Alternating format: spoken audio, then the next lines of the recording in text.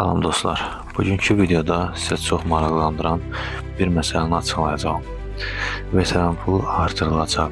Rəsmi cavab artıq gəlib. Gəlin xəbərlərin detalları ilə tanış olaq. Deməli, hazırda veteranların ayda 80 manat müavinət verilir. Minlərlə insan bu məbləğin çox az olduğunu, artırılmasının vacibliyini bildirir. Bu məsələ dövlət səviyyəsində necə həll olunur? İndi bunu geniş bir şəkildə izah edeyim. Millət vəkilimiz Vüqar Bayramov bildirib ki, Cənab Prezident İlham Əliyevin 23 dekabr 2024-cü il tarixli sərəncamı ilə Nazirlər Kabinetinin müavinəti və təqaüdlərin artırılması üçün 3 ay vaxt verib. Cənab Prezidentimiz 3 ay vaxt verib. Bu artım veteranlara verilən müavinətlə əhatə edəcək. Yeni veteran pulunun artırılması məsələsi artıq gündəmdədir və Nazirlər Kabineti yaxın vaxtlarda təklifləri təqdim edəcək.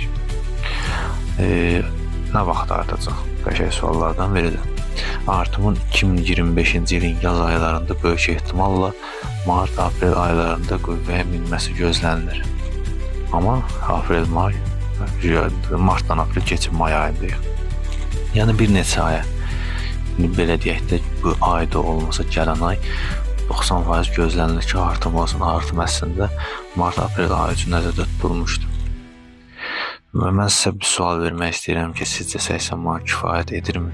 Nə qədər olmalıdır ki, bu qane eləsin? Fantastik bir rəqəm deməyin. Ortalama yəni nə o tərəfli olsun, nə bu tərəfli bir rəqəm deyin özünüz üçün. Veteranlara daha nə cür dəstək göstərə bilər dövlət? Hansı bir deyək, sosial bir dəstəyi düşünürsünüz ki, bu olsa daha yaxşı olardı. Videonu bəyəndiysə like edin, abunə olmağı unutmayın. Yeni qərarların açıqlanacağı ən birincisi siz xəbərdar olun. Kanala like ataraq dəstək olsanız, mən də yeni xəbərləri sizlərlə ilk bölüşərəm. Bu son vaxtlarda fasiləmizin ara verməmizin məqsədi, hədəfi o idi ki, kanala böyük izləyici gəlmirdi, baxış gəlmirdi, baxan olurdu, abunə olub like atmırdı. Amma son vaxtlar baxıram ki, kanalda tərpəniş var və mən də bu tərpənişi gördüyüm üçün də sizin üçün yeni bir video hazırladım. Qısaca deyə bilərəm ki, mart-aprel ayı üçün nəzərdə tutulmuş artım artıq iyun ayındayıq.